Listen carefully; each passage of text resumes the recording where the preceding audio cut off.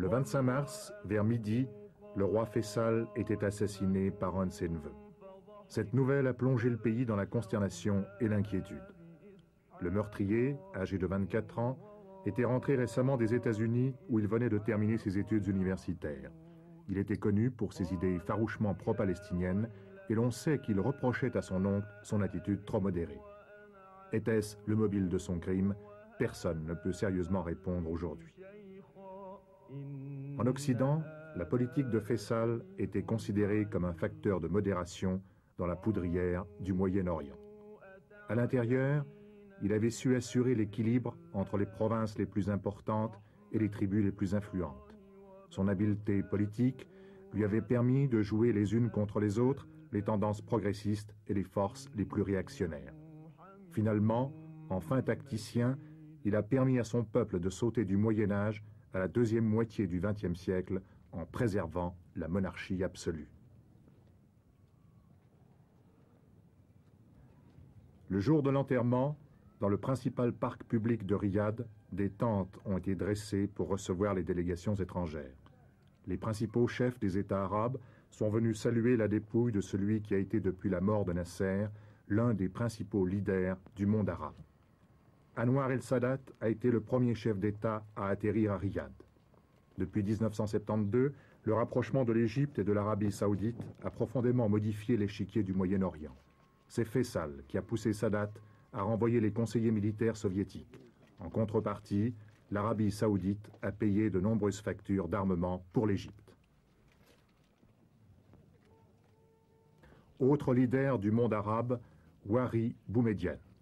On sait que les liens entre le président algérien et le roi Faisal se sont particulièrement affermis depuis la guerre d'octobre.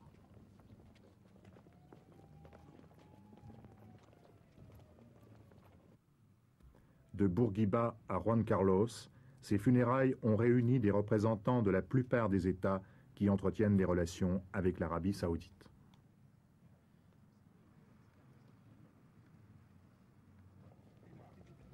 L'arrivée simultanée du président Assad de Syrie et du roi Hussein n'est pas passée inaperçue.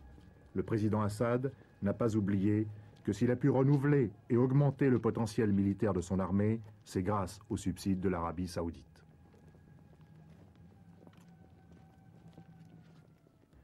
Yasser Arafat, qui avait rencontré Faisal quelques heures avant sa mort, paraissait très affligé. Rappelons que l'OLP, l'Organisation de libération de la Palestine, était principalement financée par Faisal. L'Afrique noire musulmane était aussi présente aux funérailles en la personne du président soudanais Numeri et du très célèbre chef d'État ougandais Idi Amin Dada.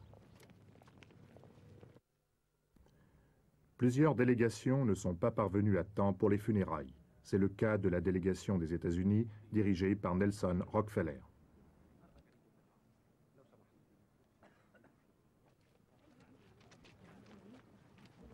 Le nouveau roi, Khaled Ben Abdulaziz, conduit la marche mortuaire.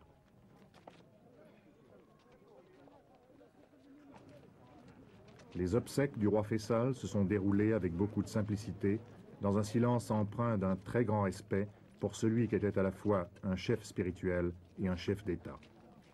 Le corps du roi défunt était simplement enveloppé dans un de ces abayas de laine brune que le roi aimait à porter.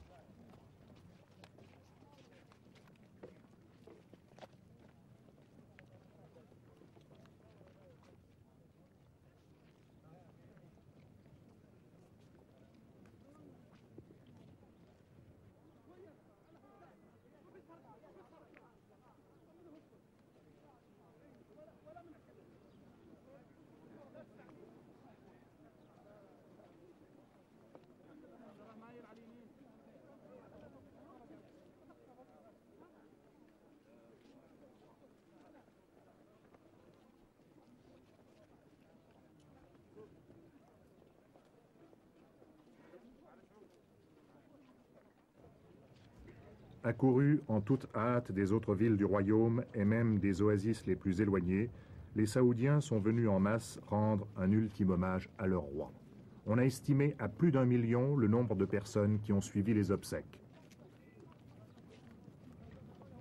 For all Saudis, I think King Faisal was more than a king. Le roi Faisal était plus qu'un simple monarque, il était le père de tous les Saoudiens. Pour moi, qui suis un membre de la nouvelle génération, il était même plus que monarque et père, il était pour nous un exemple stimulant de sagesse, de foi et de courage. Stimulation to us. He was a source of wisdom and of faith, of courage. A man who proved to us and to everybody. C'était un homme qui nous a prouvé, à nous comme aux autres, qu'il est possible d'accomplir de grandes choses en un laps de temps limité. He accomplished things that take generations to be accomplished. Au cours de ces 11 années de règne, il a réalisé une œuvre dont l'édification aurait normalement pris des générations. Young, educated people. And it was always one of his main interests to spread. Il faisait confiance aux jeunes intellectuels. L'instruction pour tous, telle était l'une de ses grandes préoccupations, ainsi que la formation des jeunes saoudiens pour leur apprendre à utiliser les moyens modernes leur permettant de développer l'Arabie saoudite. Comme vous pourrez le constater, bien des postes de responsabilité sont occupés dans notre pays par des jeunes. Le roi Faisal faisait confiance à la jeunesse et lui montrait qu'elle pouvait faire beaucoup pour le pays. To do a lot for their country. Il nous a appris à rendre service à nos frères infortunés, à œuvrer en faveur de l'épanouissement de notre pays. Brothers. And he taught us how to be of service to them, how to develop our country. Et il était aussi le leader du monde arabe. He was Oui, certes, le leader de tous les Arabes. Il voulait unir non seulement son propre peuple, mais encore les Arabes de tous les pays, tous les musulmans, tous les croyants. also all the Muslims. And also everybody who believed C'était in un homme qui avait une foi inébranlable en Dieu, en son pays, en son peuple, et en tous ceux qui croient en Dieu, ceux-là même qu'il voulait unir. believed in God, and he sought to bring all these people together. He was a man of peace, a man of wisdom. C'était un homme de paix, un sage. Il vivra dans nos mémoires non seulement pour ce qu'il a accompli lui-même, mais encore pour tout ce qui sera fait grâce à l'œuvre qu'il a réalisée.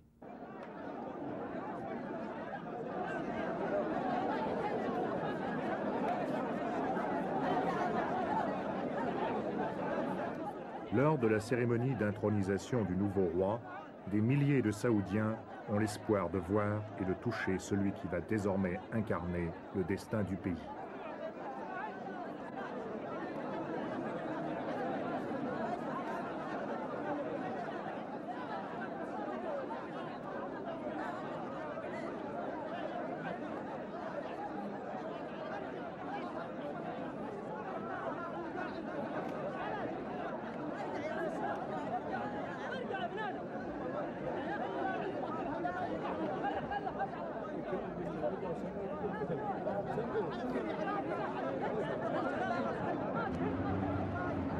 C'est au palais du gouverneur que les dignitaires du régime sont venus saluer le nouveau monarque. Selon la tradition, le peuple sait que lui aussi pourra pénétrer dans le palais. Pour les accueillir tous, le nouveau roi devra poursuivre la cérémonie le lendemain.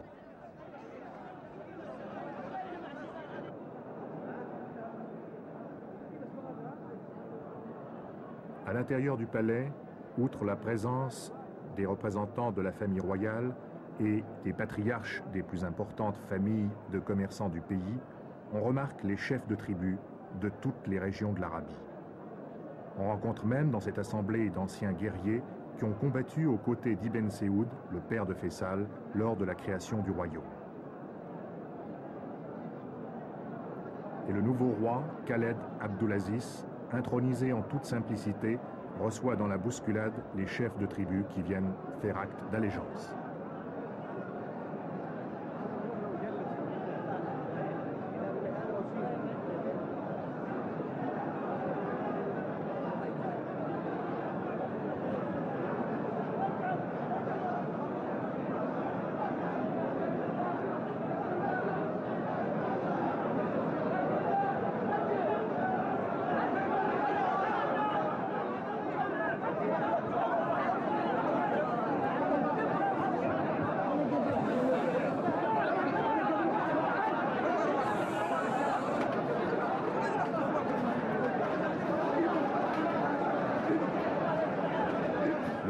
est secondé par son frère, la tête recouverte d'un kéfier à carreaux rouge et blanc. Il s'agit du prince héritier, Fahd Ben Abdulaziz, l'homme fort du nouveau régime. Tous les moyens d'information du pays ont réservé dans leurs notes biographiques autant de place au prince héritier qu'au nouveau roi. C'est pourquoi l'on a parlé d'un royaume désormais bicéphale.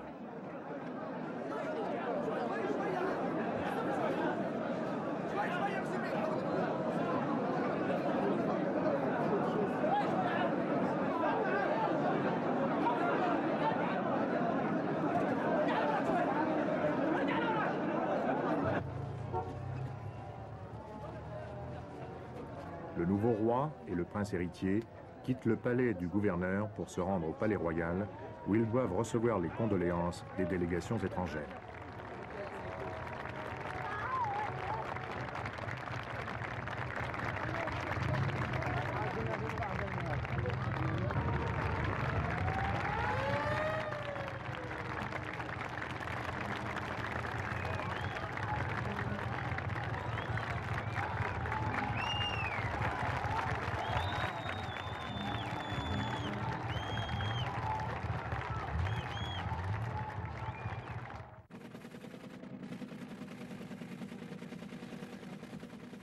Troisième producteur de pétrole du monde derrière les États-Unis et l'Union soviétique, l'Arabie saoudite est le premier exportateur d'or noir.